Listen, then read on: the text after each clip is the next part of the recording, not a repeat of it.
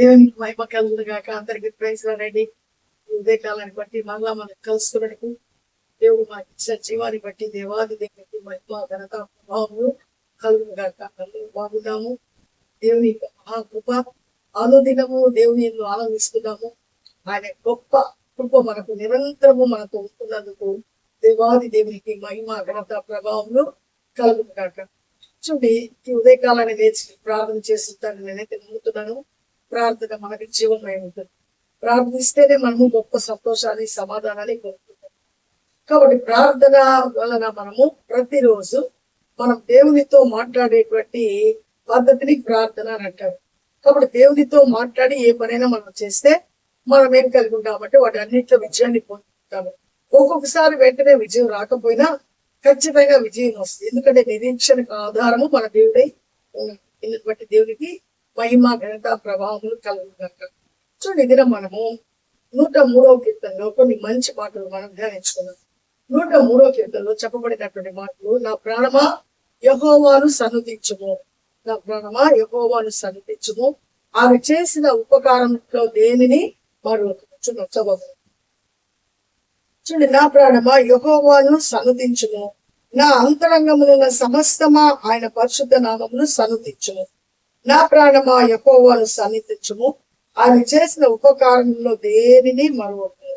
ఆయన నీ దోషములన్నిటినీ క్షమించువాడు, నీ సంకటములన్నిటినీ కుదుర్చువాడు, సమాధిలో నుండి నీ ప్రాణమును విమోచించుచున్నాడు, కరుణ కటాక్షములు నీ కిరీటంగా ఉంచి ఉన్నాడు.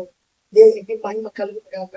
చూడండి, ఇక్కడ మన ప్రాణముతో మనం రోజు మాట్లాడుకోవాల్సిన పరిస్థితి ఎంతైనా ఉంది. అది ఆ యొక్క అలవాటు, అంటే దాన్ని హ్యాబిచువేటెడ్ అంటారు. దాన్ని మనం ఏం చేయాలంటే దాన్ని అలవాటు చేసుకోవాలి. మన ప్రాణంతోనే మనం మాట్లాడుకోవాలి. ఎవ్వరు లేనప్పుడు, మనం ఒంటరిగా ఉన్నప్పుడు మనం ఆలోచించాల్సింది మన దేవునితో. కారణం ఏంటంటే అందరూ ఉన్నప్పుడు కూడా మనకి ఎన్నో ప్రమాదాలు పొంచి ఉంటాయి. ఎవ్వరు కూడా అందరూ ఉన్నప్పుడు కూడా ఎవ్వరు మన ప్రమాదం నుంచి మనల్ని తప్పించజాలని నేను మీతో కొన్నిసార్లు పంచుకున్నాను ఈ మాట. కాబట్టి మనము ఎవ్వరు అందరూ ఉన్నప్పుడే మనల్ని ఎవరు కాపాడలేకపోతే, ఎవరు లేక ఒంటరిగా ఉన్నప్పుడు ఇంకెవరు కాపాడుతారు అని కనిపించే మనిషే లేనప్పుడు మనల్ని కాపాడగలిగిన వాడు ఎవరైనా ఉన్నారంటే ఒక దేవుడు మాత్రమే. కాబట్టి ఆయనను మనం ఎల్లప్పుడూ మనము 24 hours మనతో నీడగా ఆయన ఉంటాడు. మనం అది మనం విశ్వసించాలి. అలా విశ్వసించినప్పుడే మనం నిరీక్షణను కలిగి జీవించగలం.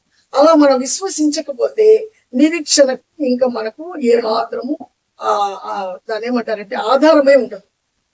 నిరీక్షణకు ఆధారం ఏమైనా ఉంది లోకంలో అంటే ఒక దేవుడు మాత్రమే. ఏ పరిస్థితి నిరీక్షణకు ఆధారము కాదు. కాబట్టి ఇక్కడ మన ప్రాణంతో మనం రోజు చెప్పుకోవాలి. ఇక్కడ ఈ గ్రంథకర్త తన ప్రాణంతో చెప్పుకుంటాడు, నా ప్రాణమా యెహోవాను సన్నుతించుము.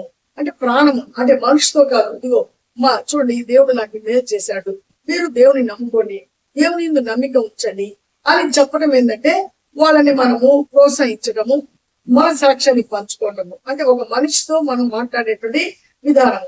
కానీ ప్రాణం అంటే మన అంతరంగంలో ఉండేటువంటి మన జీవంతో మనం ఏమని మాట్లాడుకోవాలంటే, చూడు నీకు ఎన్ని బాధలు వచ్చాయి, నువ్వు ఎన్ని సమస్యల గుండా వెళ్ళావు, నిన్ను ఎవరైనా కాపాడగలిగారా?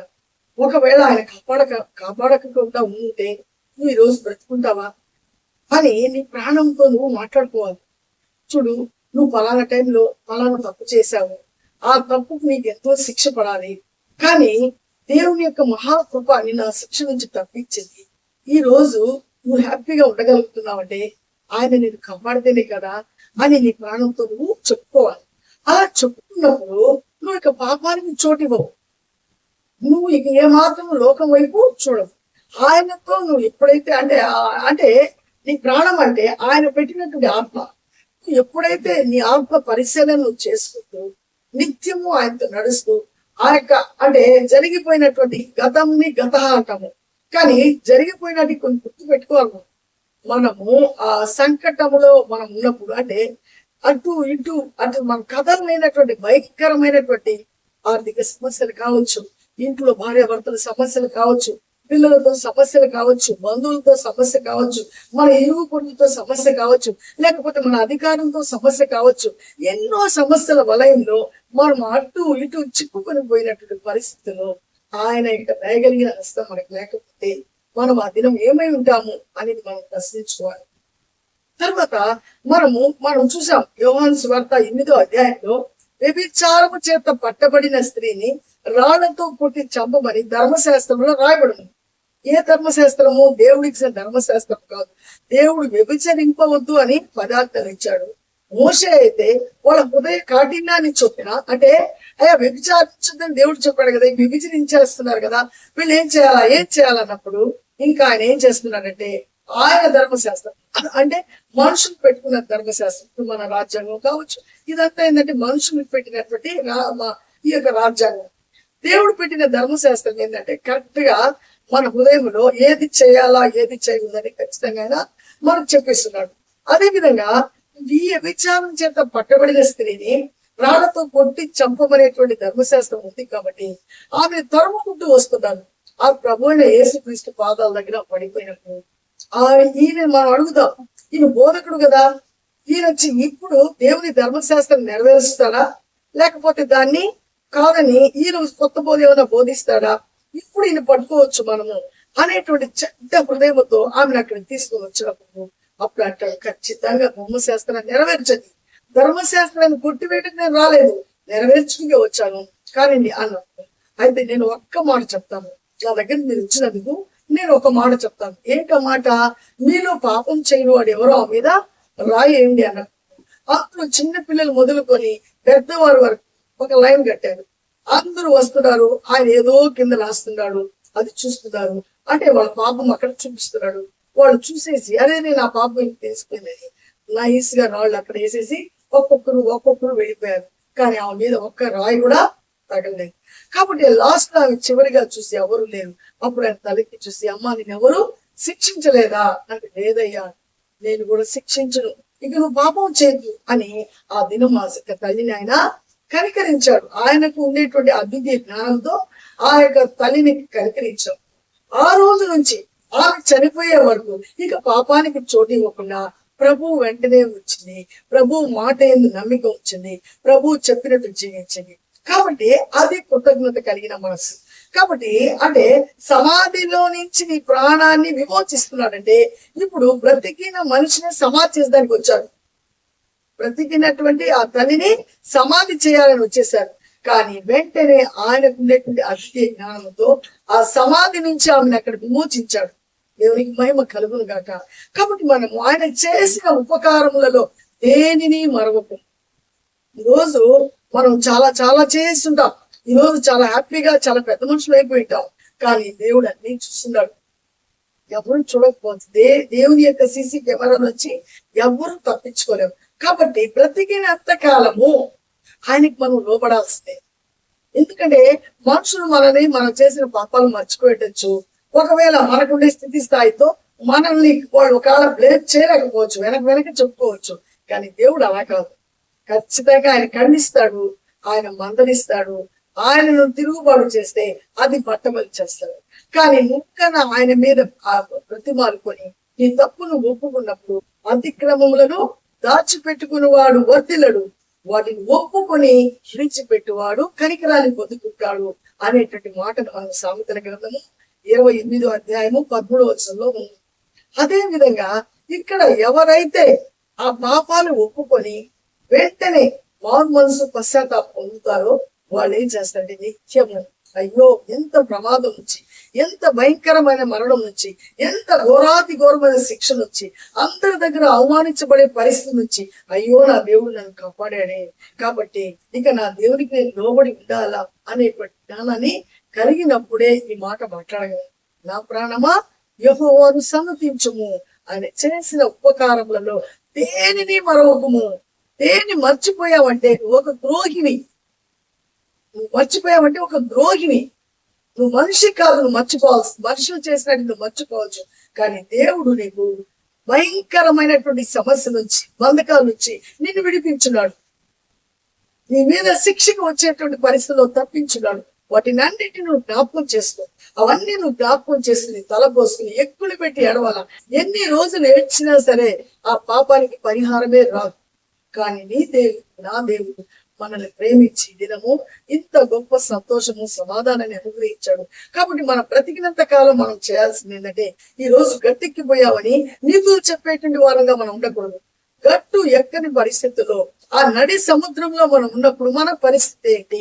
ఆ దినం ఆయన యొక్క అదృశ్య హస్తము మనకు అందించకపోతే మనం ఆ యొక్క నడి సముద్రంలో మునిగిపోవాల్సినటువంటి భయంకరమైన పరిస్థితి, ఆ సుడి గాలిలో కొట్టుకోపోవాల్సిన పరిస్థితి, ఆ సుడి గుండంలో మనం లూబిలోకి మనం వెళ్ళిపోవాల్సిన పరిస్థితి. అయితే దేవుడు ఆయన యొక్క కరుణ హస్తాలు, ఆయన కటాక్షము మన మీద ఉంచాడు. కాబట్టి ఈ దినం మనం ఏమయ్యామంటే బతికి మనము బయటపడ్డాము. కాబట్టి ఈ బ్రతుకు మనం ఎవరి కొరకు బ్రతకాలి? ఆయన కొరకు బ్రతకాలి. కాబట్టి నా ప్రాణమా యెహోవాను సన్నుతించుము. నువ్వు ఎవ్వరు ఎంతమంది చెప్పినా నీకు అవసరం లేదు. నీ దేవుడు నిన్ను ఎలా కాపాడాడో తెలుసు. అప్పుడు నువ్వు కులం మతం అన్ని మర్చిపోతావు. నీ దేవుడు నీకు చేసిన మేలుగా గుర్తు పెట్టుకుంటే, నువ్వు పడినటువంటి ఇబ్బంది నీకు గుర్తుకు వస్తే, నువ్వు ఉన్న ఐసీయూలను గుర్తు పెట్టుకున్నప్పుడు నీకు ఉండేటువంటి ఆ భయంకరమైనటువంటి ఆ మరణ యాతన నీకు గుర్తుకు వస్తే, ఆ దినం నువ్వు తప్పించబడిన దినము, నీ అప్పుల ఊపిలో నుంచి నువ్వు తప్పించబడిన దినం, అవి నీకు గుర్తుకు వస్తే ఆయన మాత్రం విడిచిపెట్టవు. కృతజ్ఞత కలిగిన మనసు నువ్వు కలిగి ఉంటావు. కాబట్టి ఎప్పుడైతే లెక్కలేని పాపాలు చేస్తుంటావు, అవన్నీ ఆయన మర్చిపోయాడు. ఆయన్ని విడిచిపెట్టేసి ఆ రోజు ఆ శిక్ష రాకుండా కాపాడాడంటే, ఈ రోజు వెంటనే మారు మనసు పొందు. దయతో అయ్యా అవునయ్యా ఈ రోజు నేను బ్రతికున్నానంటే ఎందుకంటే దేవుడు ఏ ఒక్కరు నశించుకోగా ఆయనకి ఇష్టం లేదంట. అందరూ అంతటా మారు మనసు పొందాలని అందరి కొరకు ఎదురు చూస్తున్నాడు. కాబట్టి అంత ప్రేమ కలిగినటువంటి దేవుడు మనకున్నప్పుడు మనం చెప్పాల్సిన యెహోవాను సన్నుతించుము. ఆయన చేసినటువంటి ఏ విధమైన ఉపకారాన్ని దేన్ని కూడా నువ్వు మరవద్దు.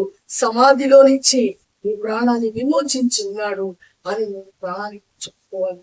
అప్పుడే కృతజ్ఞత కలిగినప్పుడు, నీ కృతజ్ఞత కలిగిన మనసును బట్టి దేవుడు గొప్పగా ఆనందిస్తాడు. దేవుడు నిన్ను బలపరుస్తాడు, నిన్ను ఆశీర్వదిస్తాడు. దేవుడు ఆశీర్వదిస్తే ఈ లోకపు ఆశీర్వాదం నీకు అవసరమా?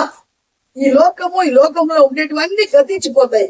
దేవుడు నిన్ను ఆశీర్వదించినప్పుడు, దేవుడు నీకు మేలుతో తృప్తిపరిచినప్పుడు దాని యొక్క ఆనందానికి అవధులే ఉండవండి. అది నమ్మండి. నమ్మితే మీరు దేవుడి మహిమను చూస్తారు. కాబట్టి ఈ రోజు గ్రంథకర్త చెప్పిన మాట అనుభవపూర్వకంగా మాట్లాడిన మాట, ఏదో సొంత మాటలు కాదు. ఆత్మ ఆనంద భరితుడై ఆత్మలో దేవుని ఆత్మ చేత ప్రేరేపించబడి అవన్నీ గుర్తుకు తెచ్చుకున్నప్పుడు చెప్పిన మాట, నా ప్రాణమా యెహోవాను సన్నుతించుము. ఆయన చేసినటువంటి మేళ్లను మర్చిపోవద్దు. అంతరంగంతో నువ్వు చెప్పుకోవాలా. ప్రతిరోజు నిద్రలేసినప్పటి నుంచి పడుకునే వరకు నువ్వు చేసిన మేళ్ళన్నీ గుర్తుకు తెచ్చుకొని దేవునికి ఎన్ని థ్యాంక్స్ చెప్పుకున్నా కూడా తక్కువేనండి. చెప్తూనే ఉండాలా, దేవానికి థ్యాంక్ యూ, దేవాను థ్యాంక్ యూ అంటే దేవానికి కృతజ్ఞతాస్తులు చెల్లిస్తున్నాను. నువ్వు చేసిన మేలు బట్టి, నన్ను కాపాడిన మేలు బట్టి ఈ రోజు బ్రతికి ఉన్నానంటే అది కేవలం నీ కృపయాన్ని చెప్పుకోగలగాల. అప్పుడే దేవునికి నీకు ఏం జరుగుతుందంటే గొప్ప బాండింగ్ అనేది ఉంటుంది. లేకపోతే ఏదో తూతూ మంత్రంగా నువ్వు దేవుని సేవిస్తే నీ జీవితం కూడా ఆయన దగ్గర నుంచి రావాల్సినటువంటి ఆ గొప్ప కృప తూతూ మంత్రంగానే ఉంటుంది. నువ్వు ధారాళంగా దేవుని ప్రేమించు, ధారాళంగా నీ తప్పులు ఒప్పుకో, ధారాళంగా చేసిన మేళ్ళన్నిటిని బట్టి కృతజ్ఞతాస్తులు చెల్లించుకొని నిన్ను తగ్గించుకొని బ్రతుకు. అప్పుడు దేవుని యొక్క మహాకృప నీ మీద, నీ బిడ్డల మీద, నీ కుటుంబం మీద మెండారుగా ఉండును గాక. అట్టి కృప నీకు ఉండాలంటే ఇప్పుడే దేవుని దగ్గర పాపములు ఒప్పుకొని చేసిన అన్నిటిని మర్చిపోయి ఈ లోకము వాటిని అన్నిటినీ అంటే లోకంలో జనాలు చూసి వాళ్ళు ఎక్కిరించే వాళ్ళంగా ఉండకుండా వాళ్ళని ఎప్పుడు కూడా వాళ్ళు చేసిన తప్పులన్నీ మనము అందరికి చెప్పేటువంటి వాళ్ళంగా ఉండేటువంటి ఆ మనసును తీసివేసి దేవుడు మనల్ని అంటే మనం ఎలా ఉన్నాం, ఎదుటి మనిషిలో ఉండేటువంటి చిన్న నలసను మనం చూపిస్తున్నాం. మనలో ఉండేటువంటి దూలాలు లాంటి పాపాలు ఉన్నాయి. ఇవన్నింటినీ దేవుడు క్షమించున్నాడు. గుర్తు పెట్టుకొని దేవునికి కృతజ్ఞత కలిగిన మనసుతో ప్రార్థిద్దాము. గొప్ప దేవుడు మనకు అనుగ్రహించిన దాకా ఆమేన్. మౌనగా జీవం కలిగిన దేవ, జీవాధిపతి నీకు స్తోత్రం. నీ మహాప్రభులో అద్భుతమైన ప్రేమలో ఈ ఉదయకాలాన్ని బట్టి నీకు వందనాలు. ఈ ఉదయకాలం మాకు చక్కగా మేము హెచ్చరిస్తూ మాట్లాడుతూ నీకు వందనాలు, స్తోత్రాలు. 103వ కీర్తనలో ప్రభా, ఇదిగో నాయన గ్రంథకర్త అయితే ఇదిగో తన ప్రాణంతో చెప్పుకుంటున్నాడు, అంతరంగంతో చెప్పుకుంటున్నాడు. ఎల్లప్పుడూ దేవుని సన్నతించాలని, దేవుని నామాన్ని మహిమపరచాలని, ఆయన చేసిన మేలు ఏది మర్చిపోకూడదని తన అంతరంగంతో చెప్తున్నాడు. సమాధిలో నుంచి నీ ప్రాణాన్ని విడిపించాడని, అయా జరిగినటువంటి ఆ యొక్క కార్యములన్నీ గుర్తుకు తెచ్చుకొని కృతజ్ఞత కలిగిన మనసును కలిగి ఉంటున్నాడు. అట్టి మనస్సు ప్రభా మేము ఈ లోకంలో ఉన్నంత వరకు కలిగి, ఇదిగో నాయన మా బిడ్డలకు నాయన మీరు చేసిన మేలన్నీ మేము నాయన వాళ్ళకి చెప్పి నాయన, ఇదిగో ఈ రోజు ఈ యొక్క స్థితిలో మనం ఉన్నామంటే కేవలం దేవుని యొక్క ప్రేమ, దయ, ఆయన కరుణ హస్తం అని మేము చెప్పగలిగినటువంటి వారంగా, మా పిల్లల్ని నీ మార్గంలో నడిపించే వారంగా, మా పిల్లలకు నాయన మేము ప్రత్యక్షమైన సాక్షిగా ఉండుటకు మాకు ఆ కృపను, ఆ భాగ్యాన్ని అనుగ్రహించి బలపరచమని, ఎవరైతే వీడియో చూస్తున్నారో, ఎవరైతే ఇబ్బందులు ఉంటున్నారో, ఇంకా పాపాలు ఒప్పుకోలేని పరిస్థితుల్లో ఉంటున్నారో, ఒప్పుకున్న వారు నిన్ను స్తుతిస్తున్నారు. ప్రతి బిడ్డను ఆశీర్వదించి గొప్ప చేయమని, ప్రతి కుటుంబాన్ని దర్శించమని, కుటుంబ అవసరతలు అక్కర్లు తీర్చి నీ నామ మహిమార్థకరంగా భూదిగంతములకు నీకు సొత్తుగా సాక్షిగా ప్రతి ఒక్కరు ఉండడానికి కృపను అనుగ్రహించమని, ప్రతి ఒక్కరిని ఆశీర్వదించమని, మరలా మీ చిత్తమైతే మేము కలుసుకునే పర్యంతరం మీ కృపాక్షేమములు మా అందరికీ తోడుగా ఉంచమని యేసయ్య పరిశుద్ధ నామములో అడిగి ప్రతి మారి వేడుకుంటున్నాం మా పరమ తండ్రి, ఆమేన్. అందరికీ ప్రైజ్ అనేది దేవుడు మనకు తోడే ఉండునుగాక. కాబట్టి మనము మన అంతరంగంతో ప్రతిరోజు మాట్లాడాలి, అనుక్షణము మనం మాట్లాడే. ఎవరు లేరు అంటే బోర్ కాదు, ఆ టైంలో దేవుడితో మాట్లాడుకోవాలి. ఎవరైనా ఉన్నారంటే వాళ్ళ పనులు అయిన వెంటనే మన దేవునితో కనెక్ట్ అయిపోయేటువంటి ఆ మనసును మనం కలిగినప్పుడు ఎల్లప్పుడూ సంతోషాన్ని కలిగి ఉంటాము, సమాధానాన్ని కలిగి ఉంటాము. ఈ సంతోషం లేని వారికి సంతోషాన్ని పంచిపెట్టేవారుగా ఉంటాం. తప్పకుండా షేర్ చేయండి, లైక్ చేయండి, సబ్స్క్రైబ్ చేయండి. మన ఛానల్ తెలియకపోతే అనేకులకు తెలియచేయండి. ఆ దేవుని రాజ్యం కట్టుటకు మనమందరం ప్రోత్సహించబడతాము, పురుగొల్పబడతాము. మరలా దేవుని చిత్తమైతే మరలా మనం కలుసుకునే ప్రయత్నం ఆయన కృపా మనకు తోడుగా ఉండుగాక. ఆమేన్. షలోమ్.